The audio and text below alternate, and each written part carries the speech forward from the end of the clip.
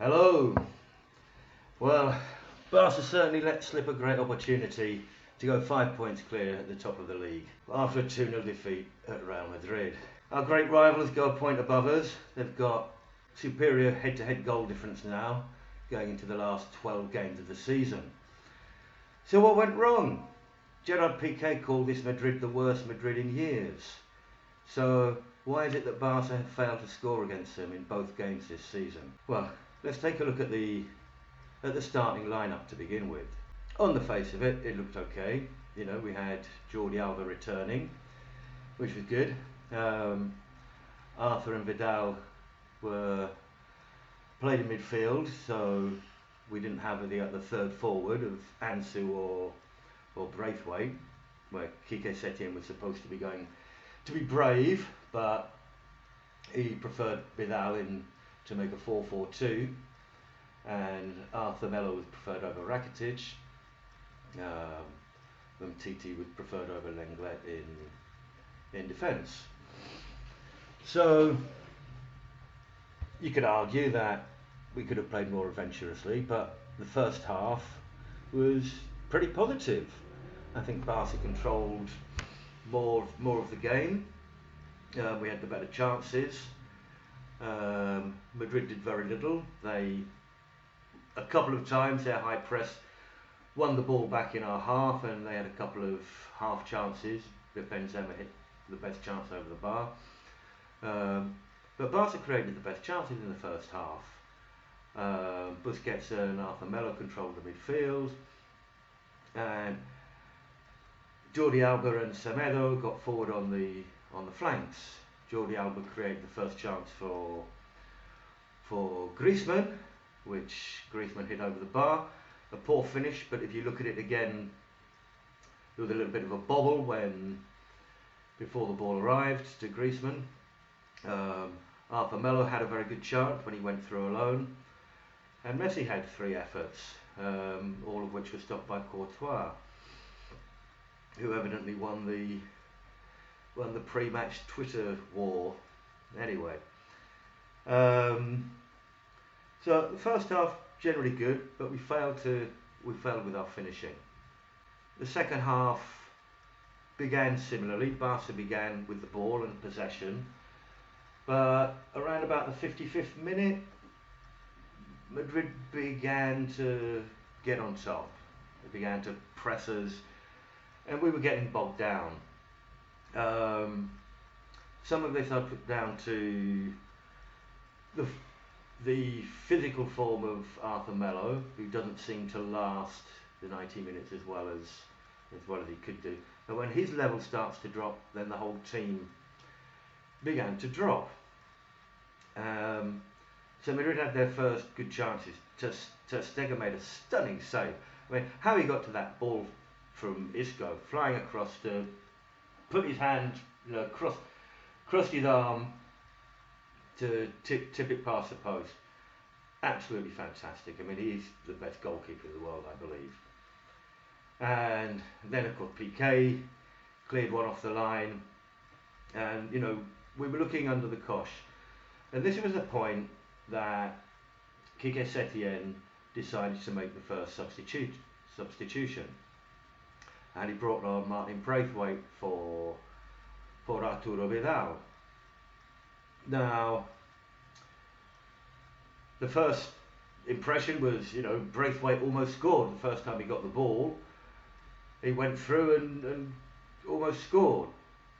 But a minute later, defensively he was at fault, and it cost us with Madrid's first goal. Let's look at that first goal. When Toni Kroos gets the ball, there's 3 Madrid players and 3 Barca players out by the touchline. We've got Semedo's tracking Benzema, Arthur's closing down Kroos, and Braithwaite's watching Vinicius. Now, a lot of people have, proportioned blame here and there. I don't think Semedo was at fault. He was following Benzema. Arthur was too slow to close down Kroos, and Braithwaite's positioning was all wrong. He left the gap for Kroos' pass, and Kroos is signalling. He's signalling to Vinicius, get in the gap, and Braithwaite just static, nothing. And of course there was a massive gap there, and PK wasn't coming across to cover either.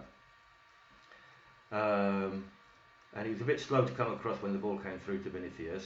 If he'd been a bit quicker, maybe he'd have got the block in on time.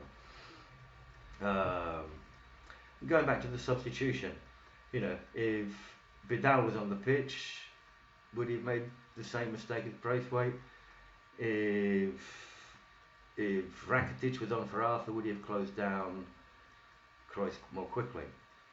We don't know, but it was a real horror show of a defence out on the right.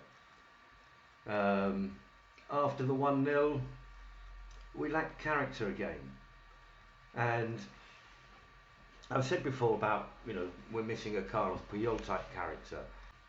There was nothing really, there's no late flurry from the team. You should be looking for the equaliser. The only chance that Barca created after the 1-0 was when Messi went through on his own, and he didn't have the speed that we expect from him. And Marcelo chased him down.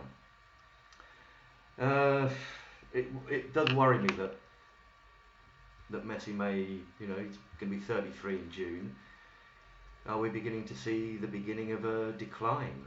I hope not. He scored the 4 goals against Eibar and looked fantastic, but with maybe there's 1% drop in his physical speed. We'll have to see. I don't doubt his ability. I'm sure he'll come back, but he is 33 in June. Maybe he shouldn't be playing 90 minutes every game.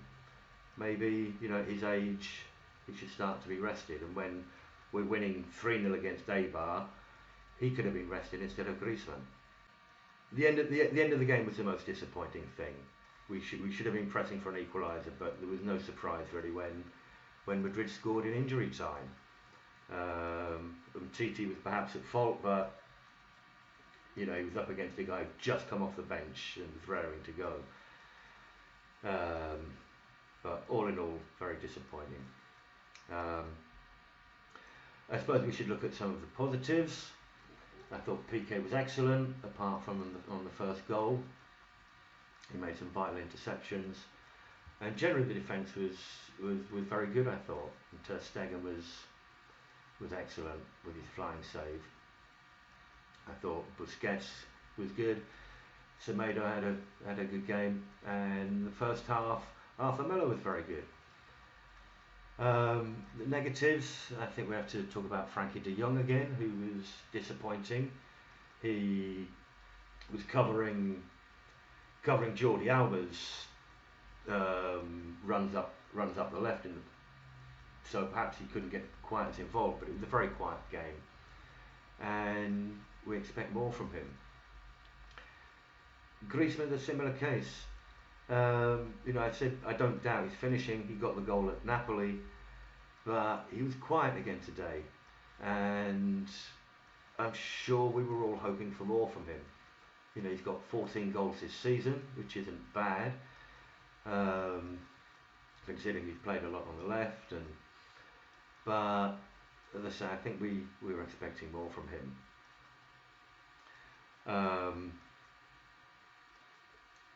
I'd like to talk about Quique Setien's decisions a little bit. He talked about he was going to be brave, and then he chose the wrong moment to be brave. When we were losing control of the game, he made the substitution, putting Braithwaite on for Vidal, and he should have been looking to take back control of the game.